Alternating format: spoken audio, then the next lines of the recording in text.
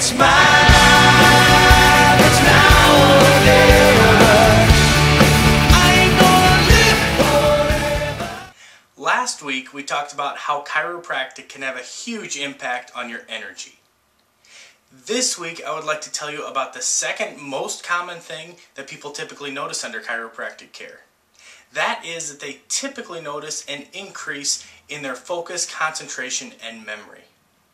Many people don't realize that they've been lacking in this area until they notice how clearly they're able to think, focus, and concentrate.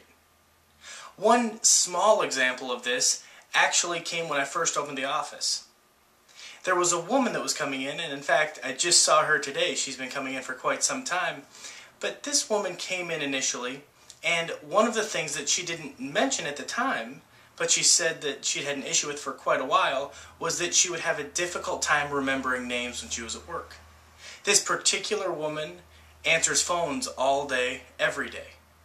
Now, it took her just a second or two to ask the individual's name on the other end of the phone and to write down that person's name.